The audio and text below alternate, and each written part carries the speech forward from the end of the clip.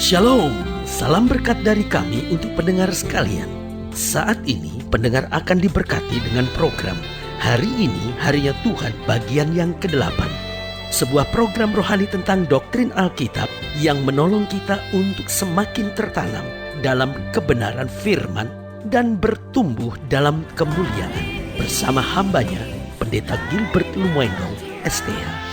Banyak orang merasa doktrin Alkitab sebagai sesuatu yang membingungkan. Tetapi tahukah saudara bahwa doktrin Alkitab intinya adalah memahami Alkitab dengan benar, dengan pemahaman yang sistematis, sehingga kita terus dapat tertanam di dalam kebenaran firman, sehingga kita terus bertumbuh di dalam kemuliaan Allah.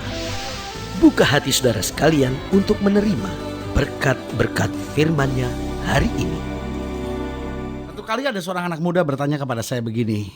Anak muda ini berkata, "Pendeta, sebetulnya dalam hidup Kristen ini yang paling penting karunia atau karakter?"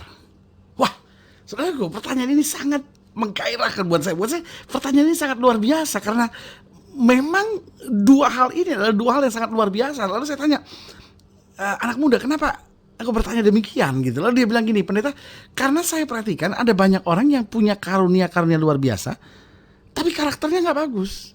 Dan itu bisa jadi batu sandungan. Lalu apa lagi?" Lalu dia bilang sama saya gini, "Tetapi secara jujur harus saya akui, ada banyak orang karakternya bagus, tapi pelayanannya gak ada karunia. Jadi betul sih kita kagum gitu, wah karakternya baik sekali orang itu gitu. Tapi kok pelayanannya begitu-begitu aja gitu, gak ada terobosan rohani yang luar biasa gitu. Nah sementara ada banyak orang punya karunia-karunia hebat, tapi arogannya luar biasa gitu. Punya karunia-karunia hebat, tapi orangnya kok kasar gitu. Orangnya kayaknya egois banget, mau menang sendiri gitu. Dan mengandalkan karunia-karunia yang ada padanya gitu. Kayaknya karena saya dapat karunia berarti saya dapat endorsement gitu. Kayaknya dapat jaminan dari Tuhan bahwa ini nih hamba Tuhan yang luar biasa nih. Gak ada yang seperti dia. Dan saudaraku yang kasih dalam Tuhan, memang saya pikir, wah ternyata menarik juga ya. Bahwa waktu saya dapat kalimat seperti itu baru saya pikir, dua hal ini harus seimbang.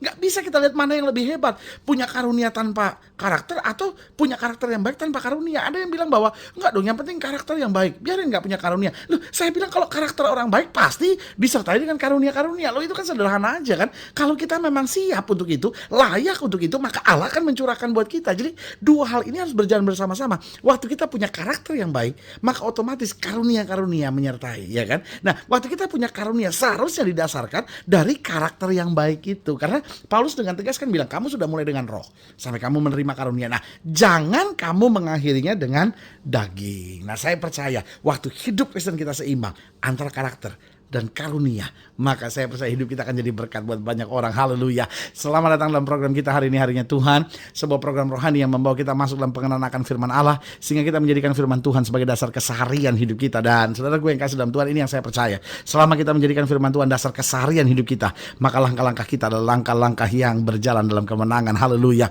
Kita sedang bicara tentang karunia-karunia Allah.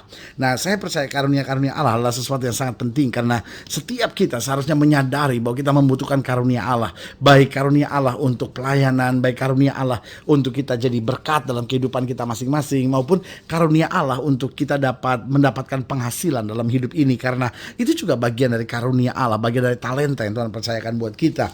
Nah, dalam program ke-648 ini kita sedang membahas dari 1 Korintus 12 ayat yang pertama sampai ayatnya yang ke-11. Saya beri kesempatan untuk setiap saudara yang mau ambil Alkitab saudara, sehingga kita bisa sama-sama mempelajari. Saudara-saudara yang juga mengambil catatan alat tulis, sehingga kita sama-sama bertumbuh dalam kebenaran firman Tuhan. 1 Korintus 12 ayat yang pertama. Sekarang tentang karunia-karunia roh, aku mau saudara-saudara supaya kamu mengetahui kebenarannya. Kamu tahu bahwa pada waktu kamu masih belum mengenal Allah, kamu tanpa berpikir ditarik kepada berhala-berhala yang bisu.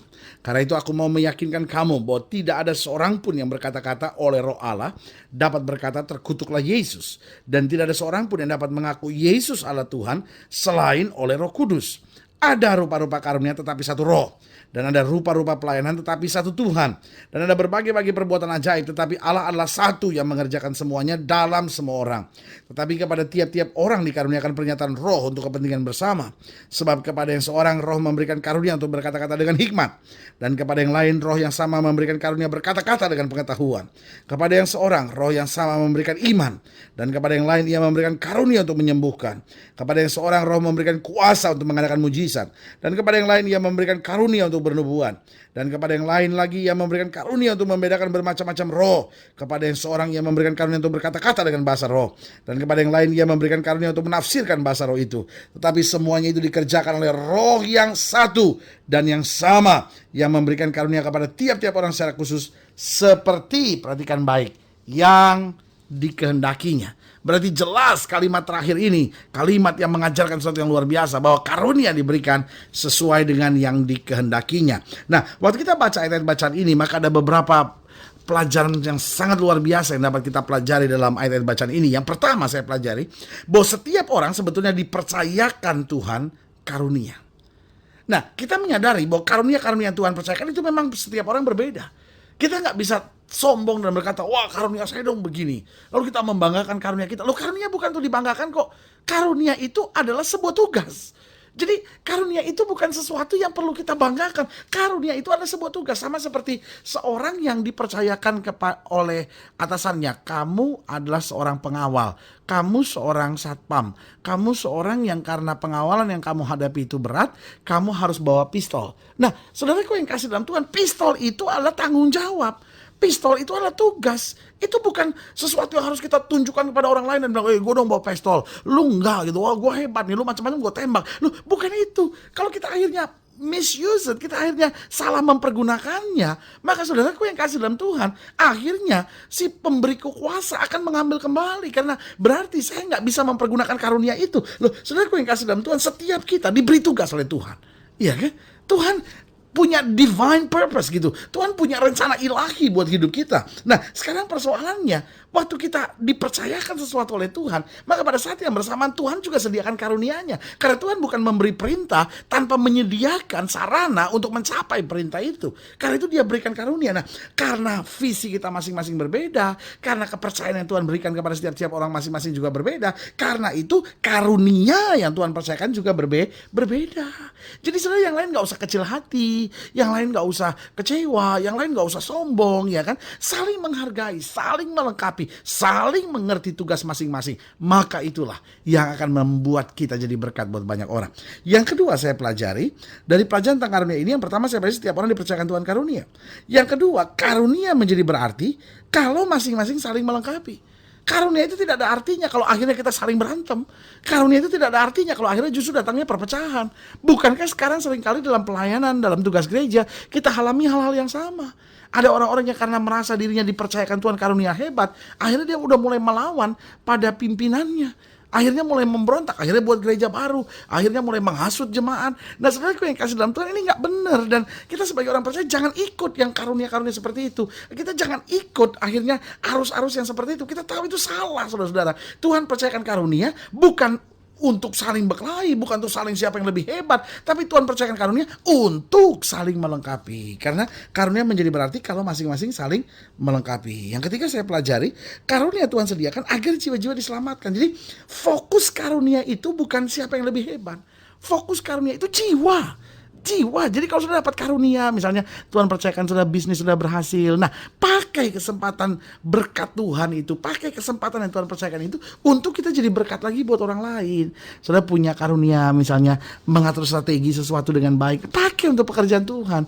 Saudara yang punya karir bagus, saudara yang mungkin punya karunia menyanyi dengan baik, saudara yang punya karunia untuk bermain musik dengan baik, bermain drama dengan baik, pikirkan, doa sama Tuhan, bagaimana dengan apa yang ada pada saya ini, saya mau jadi berkat buat jiwa-jiwa. Karena kita sadar bahwa itu karunia yang Tuhan percayakan buat kita gitu. Jadi ingat ya, pelajaran pertama bahwa setiap kita tuh dipercayakan Tuhan karunia. Jadi gak perlu kita kecil hati lalu, aduh jangan-jangan kok Tuhan gak kasih karunia apa-apa buat saya. Nah, setiap kita dipercayakan Tuhan karunia. Nah lalu yang kedua, ingatlah, karunia menjadi berarti kalau masing-masing kita saling melengkapi. Baru yang ketiga, karunia Tuhan sediakan agar jiwa-jiwa diselamatkan. Nah yang keempat, yang terakhir yang perlu kita mengerti bahwa tujuan akhir dari karunia adalah kemuliaan bagi Tuhan dan perluasan kerajaan Allah di bumi. Jadi tujuan akhirnya adalah supaya nama Tuhan dipermuliakan, kerajaan ini diperluas. Makanya murid-murid datang berkata, Tuhan, bahkan setan-setan takluk kepada kami demi namamu. Yesus bilang jangan bersuka cita karena setan-setan takluk, tapi bersuka cita karena namamu terdaftar di sorga. Jadi Tuhan tertarik pada perluasan pekerjaan Allahnya ini, supaya kamu terdaftar, supaya kamu diselamatkan. Karena Yesus mengerti betul gitu bahwa pencuri itu datang hanya untuk mencuri, membunuh, membinasakan. Setan mau sekali supaya saudara itu keluar dari kerajaan Allah. Setan mau sekali supaya banyak orang akhirnya terseret dan terlempar ke dalam neraka. Tapi saudaraku yang kasih dalam Tuhan, waktu Tuhan percayakan karunia buat kita, supaya kita lewat hidup kita, lewat pelayanan kita, lewat apa yang ada pada kita, kita bisa menyatakan kemuliaan Allah. Dan akhirnya bukan hanya menyatakan kemuliaan Allah, tapi akhirnya memperluaskan kerajaan Allah, sehingga lebih banyak orang diselamatkan, lebih banyak orang diberkati. Dan akhirnya kita melihat setan gak lagi punya kuasa. Karena apa? Karunia kita pakai untuk perluasan pekerjaan Tuhan. Saudara gue yang kasih dalam Tuhan, saya percaya karunia tidak pernah bisa dipisahkan dari pelayanan. Pelayanan itu selalu akan disertai dengan karunia. Karena Alkitab berkata bahwa tanda-tanda heran dan mujizat akan menyertai setiap orang yang percaya. Tetapi juga jangan salah, karunia yang Tuhan percayakan ini menuntut karakter yang luar biasa. Semakin kita dapat karunia yang luar biasa, maka semakin karakter kita harus kita jaga. Karena beberapa pelajaran penting sudah kita pelajari hari ini, bahwa setiap orang dipercayakan Tuhan karunia.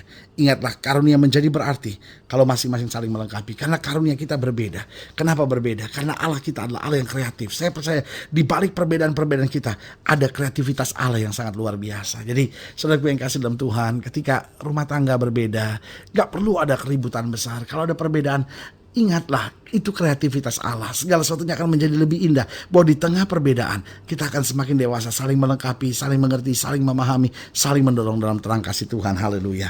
Dan yang ketiga juga kita harus ingat bahwa karunia Tuhan sediakan agar jiwa-jiwa diselamatkan. Dan akhirnya tujuan akhir dari karunia adalah kemuliaan bagi Tuhan dan perluasan kerajaan Allah di bumi ini. Haleluya. Saudara yang kasih dalam Tuhan, saya percaya bahwa hari ini kembali adalah hari di mana Tuhan menjawab persoalan kita, supaya kita hidup dalam karunia Allah dan jadi berkat buat banyak orang. Kalau sedang ingin dilayani lebih jauh, hubungi kami melalui telepon, hubungi kami melalui surat, kunjungi website kami. Karena kami ada untuk membawa Bapak Ibu Saudara senantiasa lebih dekat pada Tuhan, mengalami kasih kuasa mujizat yang luar biasa. Haleluya. Melalui program ini secara khusus juga saya mau berdoa untuk setiap pendengar sekalian, saudara-saudara yang sakit, saudara-saudara yang berbeban berat, saudara-saudara yang sedang dalam masa-masa yang sukar, bahkan saudara-saudara yang hari-hari ini rindu sekali karaktermu diubahkan, karunia-karunia Allah dicurahkan. Kita mau berdoa untuk setiap saudara sekalian, karena kita percaya bahwa bagi Allah tidak ada perkara yang mustahil. Saudara yang didoakan boleh taruh tangan kanan saudara di dada dan kita doa. Bapa dalam nama Yesus, hamba doa buat yang sakit, hamba doa buat yang berbeban berat, hamba doa buat setiap rumah tangga yang sedang goncang, orang-orang muda yang sedang membutuhkan jamahan Tuhan, setiap pendengar yang sedang membutuhkan mujizat. Bapa, hamba doa di dalam nama Yesus, kemuliaan Tuhan nyata. Bahkan mereka yang rindu untuk karakternya diubahkan, karunia-karunia Allah dicurahkan. Bapa, hamba berdoa di dalam nama Yesus terjadi sesuai dengan iman mereka, sehingga hidup mereka boleh jadi berkat dan hidup mereka boleh meluaskan pekerjaan Tuhan. Terima kasih Bapa. Di dalam nama Yesus kami berdoa. Haleluya.